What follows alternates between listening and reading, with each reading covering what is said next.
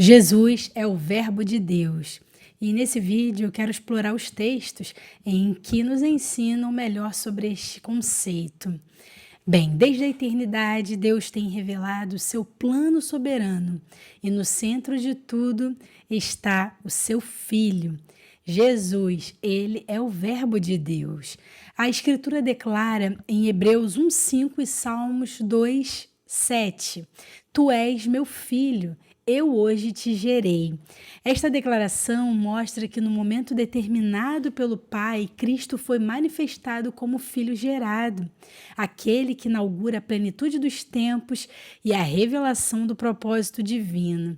Então, Jesus, ele marca o tempo de Deus, porque antes dele ser Deus Pai, ele era apenas um ser, lá no seu eterno passado. E sobre isso nós não sabemos, o que ele fez, como era a sua vida. O fato é, ele passou a ser Deus Pai quando ele gerou Jesus, conforme a declaração aqui de Salmos 2:7. Então Cristo é chamado o Alfa e o Ômega, o princípio e o fim. Está em Apocalipse 22:13, porque ele é o começo de todas as coisas acontecidas, aquele que levará a criação à sua plenitude. Quando o Pai o gerou, o tempo passou a ser contado, não apenas para o mundo, mas também para o cumprimento do plano eterno de Deus. Ele é o início, porque por meio dele todas as coisas foram feitas, João 1:3. E é o fim, porque ele levará toda a obra de Deus à sua consumação. Jesus é o Verbo de Deus porque ele é a expressão perfeita do Pai. João 1:1 nos ensina: no princípio era o Verbo, e o Verbo estava com Deus, e o Verbo era Deus. Então vamos substituir a palavra verbo para o Filho.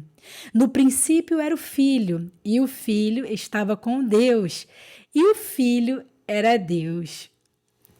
Isso significa que Cristo é a palavra viva, aquele por meio do qual Deus fala, age e cumpre o seu plano eterno.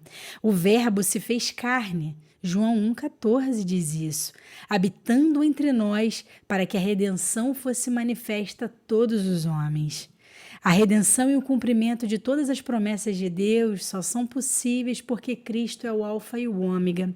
Ele é o autor e o consumador da nossa fé. Hebreus 12:2 diz isso, pois iniciou a obra redentora ao se oferecer como sacrifício e completará ao estabelecer seu reino definitivo. Aquele que começou todas as coisas as concluirá com perfeição e justiça.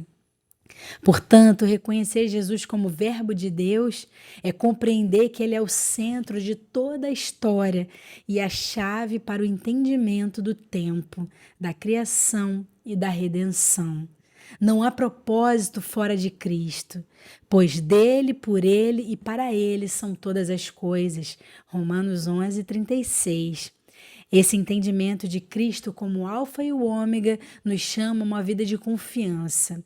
Quando ele começou a obra da criação e posteriormente a obra da redenção, ele concluiu com a sua morte e ressurreição.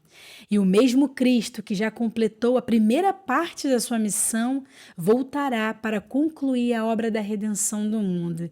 E o início e o fim da história estão nas mãos daquele que é eterno.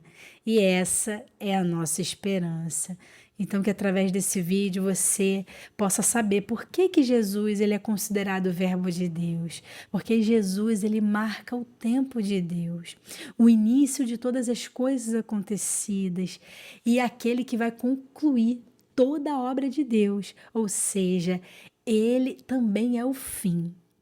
Sabemos que pela palavra do Senhor, Cristo ele vai entregar a Deus toda a obra, tudo aquilo que Deus confiou a ele. E isso também fala da divindade do Filho. Ele, juntamente com o Pai e com o Espírito Santo, eles formam esse eterno triunvirato administrativo no universo. É que cria, que executa e mantém todas as coisas em perfeição. e principalmente a redenção da humanidade, esse que é o maior projeto de Deus, alcançar o meu coração e o seu coração para que possamos viver na eternidade com o Pai, com o Filho e com o Espírito Santo. Esse é o desejo de Deus antes da fundação do mundo.